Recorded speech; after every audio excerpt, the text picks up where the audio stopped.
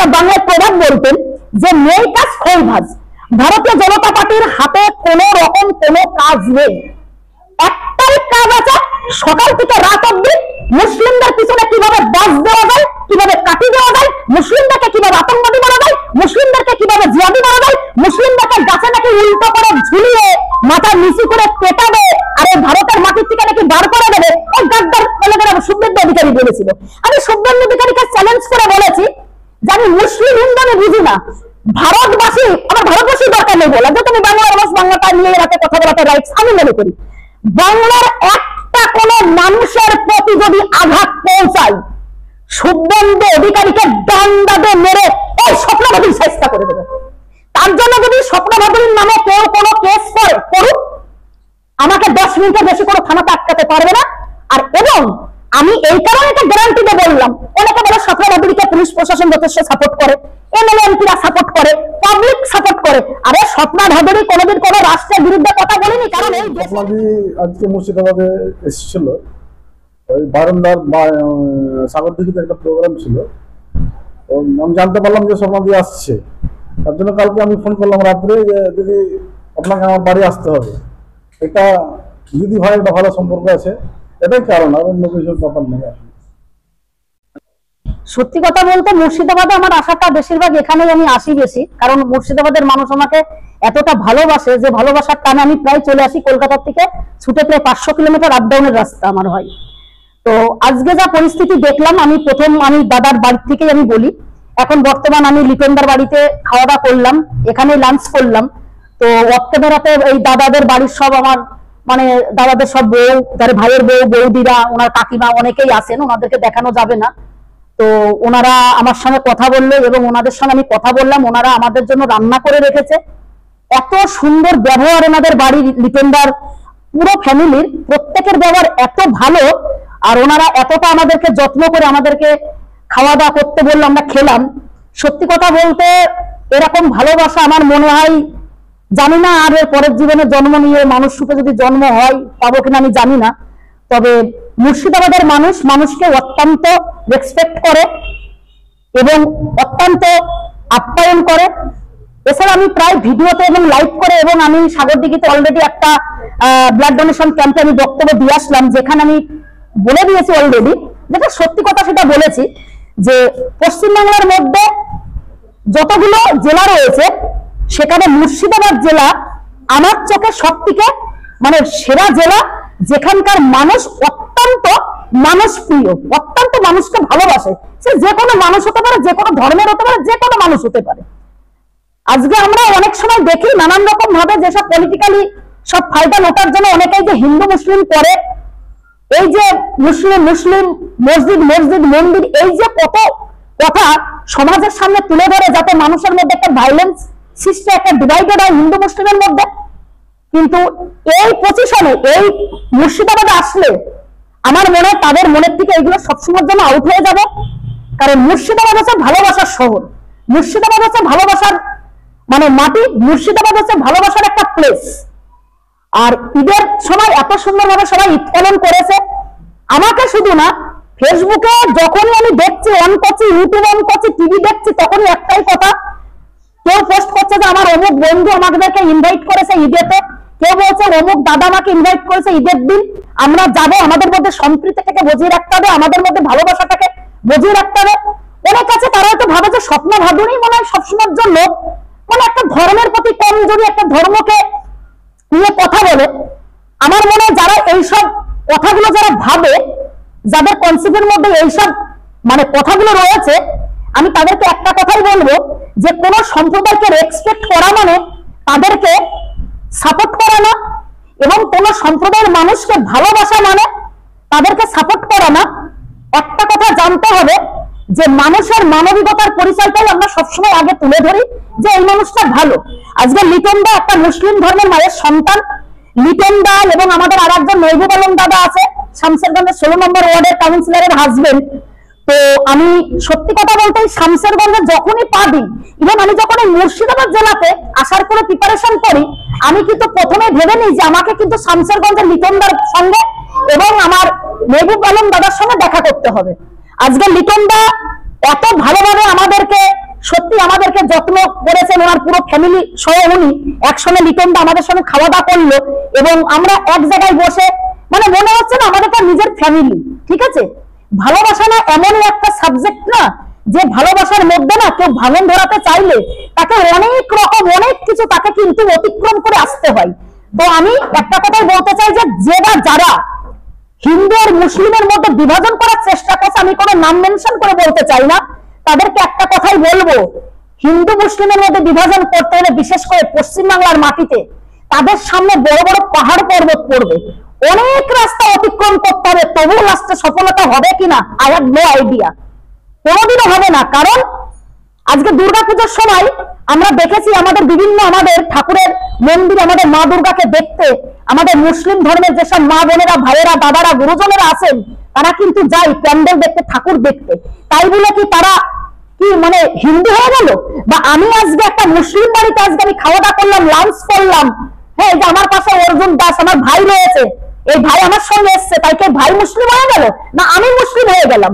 আমি মনে করি যে কমিউনিটির আগে, ধর্মের আগে, জাতপাতের আগে মানবিকতা ধর্ম সব থেকে শ্রেষ্ঠ ধর্ম। মোহাম্মদ রফি সাহেবের একটা গান আছে, যে গানটা রিলিজ হয়েছিল 1978-এ, ঢুলকা ফুল সিনেমার নাম, যেখানে রাজেন্দ্র কুমার এবং মালা সিনহা অভিনয় করেছিলেন হিরো এবং হিরোইন, যেখানে আমাদের শ্রদ্ধেয় মোহাম্মদ রফি সাহেব, ওনার সত্যি অত্যন্ত আমি রেসপেক্ট করি এবং ওনার সংগুলো আমার অত্যন্ত ভালো লাগে, আমার ভীষণ মানে ফেভারিট সিঙ্গার মোহাম্মদ রফি সাহেব এবং মোহাম্মদ আজিজ। তো মোহাম্মদ রফি সাহেব একটা গান করেছিলেন যে না তুই হিন্দু বানেগা না মুসলিম বানেগা, ইনসান কা ওলা ইনসান বানেগা।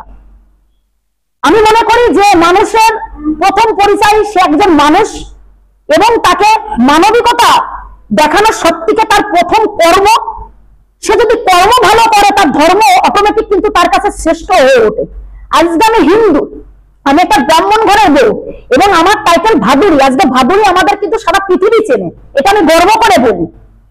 কিন্তু তাই বলে আমি যদি অহংকার করি যে আমি ব্রাহ্মণ ঘরের বউ, ব্রাহ্মণ ঘরের বউ, আমার হচ্ছে আমি হিন্দু, আমি কেন মুসলিমের বাড়িতে যাব, আমি কেন মুসলিমের সঙ্গে কথা বলবো, আমি কেন মুসলিমের ঘরে খাবো, আমি কেন মুসলিম মেনে কথা বলবো, আমার মনে হয় এইগুলো ভাবার আগে আমি যদি মনে করি যে ওই পরিবারটা তো আমাদের ভারতবাসী, ওই পরিবারটা তো ভারতের মাটিতে জন্ম নিয়েছে, ওই পরিবারটা 1947-এ যখন ভারতবর্ষ স্বাধীন হয়েছিল ইংরেজদের কাছ থেকে কঠিন পরিশ্রম করে অনেক অবদান, অনেক বলিদান, সেলুলার জেলে জেল খাটতে হয়েছে বিপ্লবীদেরকে, গলায় লেগে গেলে ফাঁসির দড়ি নিতে হয়েছে, এবং অনেক রকম অত্যাচারিত হয়েছে ইংরেজদের কাছে, কিন্তু তবুও কিন্তু এই ভারতবর্ষের মাটি ছেড়ে কিন্তু সেসব মুসলিমের সন্তানরা যায়নি। আমি মনে করি যে মুসলিমের সন্তানরা ভারতবর্ষে জন্ম নিয়েছে, ভারতবর্ষের মাটিতে থেকে ভারতকে ভালোবাসে, দেশকে ভালোবাসে, দেশের সংবিধানকে সম্মান করে, প্রত্যেকটা ধর্মকে রেসপেক্ট করে, আমার কাছে সেই পরিবারটা, আমি মনে করি সেই পরিবারটা আমার এবং আপনাদের। আর যে ভারতে থেকে সে হিন্দু হোক, মুসলিম হোক, শিখ হোক, ইসাই হোক, জৈন হোক, বৌদ্ধ হোক, যে কোনো কমিউনিটির হতে পারে, সে যদি ভারতের মাটিতে জন্ম নিয়ে ভারতে থেকে সে যদি পাকিস্তানকে সাপোর্ট করে, আমি মনে করি সে সব থেকে বড় আতঙ্কবাদী, সে সব থেকে বড় দেশদ্রোহী, সে সব থেকে বড় গদ্দার ভারতবর্ষের মাটিতে। আর একটা কথা না বলে আমি পাচ্ছি না, এই যে হচ্ছে কি জ্যোতি মালহোত্রা, তাই তো, এর নামে তো পোস্টটা দেখতেই পাচ্ছি না, ইউটিউবে ফেসবুকেও দেখতে পাচ্ছি না, মানে খুব কম যারা আমার মতন ন্যায়ের অন্যায়টাকে তুলে ধরে তারাই পোস্ট করছে, তারাই ভিডিও করছে। অলরেডি আমিও লাইভ করেছি, আমি ভিডিও করেছি। আজকে জ্যোতি মালহোত্রাকে নিয়ে কজন অন্ধভক্তরা কথা বলছে যে সে কেন এই ভারতের মাটিতে জন্ম নিয়ে হিন্দু হয়ে, কারণ হিন্দু হিন্দু সবাই করে, হিন্দু হয়ে সে কি করে ভারতের পুরো তথ্যগুলো পাকিস্তানের সে বাবাদের হাতে পাচার করেছে। তার মানে কটা পোস্ট হয়েছে, তার মানে কটা মিছিল বেরিয়েছে, বিজেপির লোক কত এলাকায় প্রটেস্ট করেছে, বিজেপির লোক কতবার বলেছে জাতীয়তাবাদী দেশদ্রোহীকে দেশে থাকতে দেওয়া যাবে না। কিন্তু সত্যি কথা বলতে আমি মনে করি যে দেশদ্রোহীর কোনো টাইটেল হয় না, জাত হয় না, ধর্ম হয় না, তার কোনো মানবিকতা হয় না, তার একটাই ধর্ম, সে দেশের বিরুদ্ধে কি করে কাজ করবে সেটা তার ধর্ম। আর আমি মনে করি যে মুসলিম হোক, হিন্দু হোক, যে কোনো কমিউনিটির মানুষ হোক, দেশের প্রতি যার ভক্তি থাকে, আমি জানি তার সব থেকে বড় ধর্ম হচ্ছে দেশের প্রতি তার ভালোবাসার ধর্ম, এটাই আমি মনে করি। যারা বলে স্বপ্ন ভাদুরী মুসলিমদেরকে মাথায় তুলেছে, স্বপ্ন ভাদুরী মুসলিমদের ভিডিও করে, আর আমি কে? আমি কোথাকার হরিদাস পাঞ্জাবি মুসলিমদেরকে মাথায় তুলবো? আমি কে? আর একটা কথা, যে সত্যি কথা বলা যদি স্বপ্ন ভাদুরীর অপরাধ হয়, সত্যি কথাটাকে তুলে ধরার জন্য যদি স্বপ্ন ভাদুরীকে মুসলিম সাজতে হয়, সত্যি একটি কথা তুলে ধরার জন্য মানে স্বপ্ন ভাদুরীকে যদি কোটি কোটি লোকের বাজে কমেন্ট শুনতে হয়, তবুও স্বপ্ন ভাদুরী তার প্রতিবাদের থেকে 1 ইঞ্চি পিছু হাঁটবে না। কারণ আমার রীতি এবং নীতির অন্যায় ন্যায়টাকে সোসাইটিতে পৌঁছানো, এটা আমার ধর্ম। আমি মনে করি আমার পেশা, আমার নেশা, আমার কর্ম, আমার কাজ, আমার ভালোবাসা, আমার শ্রদ্ধা, আমার রেসপেক্ট, আমার সবকিছু আমার এইটাই, আমার অন্যায়টাকে তুলে ধরা। একটা বিষয় হচ্ছে যে তাহলে কি মুর্শিদাবাদের মানুষ রাজনৈতিক শিকার, যে হিন্দু মুসলিম যে বারবার সম্প্রীতির ঘটনা দেখেছে এবং সম্প্রীতির যে আজকে ঈদের মৌসুমে কথা বললেন, তাহলে এর পিছনে কি রাজনীতির শিকার হচ্ছে মুর্শিদাবাদবাসী? কি বলবেন সাধারণ মানুষকে?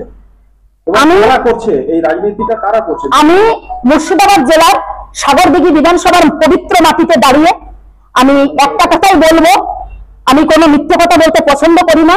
যেসব আমার শামসেরগঞ্জ বিধানসভা, সরি ক্ষমা করবেন, আমিরুল সাহেব আমাদের আছে এমএলএ, তাই তো?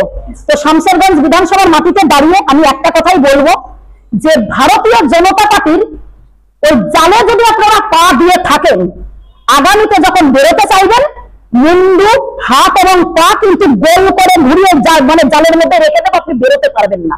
তাই ভারতীয় জনতা পার্টির জালের মধ্যে না পড়ে আপনি বা আপনারা সবাই আসুন, সম্প্রীতির মাটি তৈরি করুন, একতার মাটি তৈরি করুন, ভালোবাসার মাটি তৈরি করুন, হিন্দু মুসলিমের মধ্যে বন্ডিং তৈরি করুন।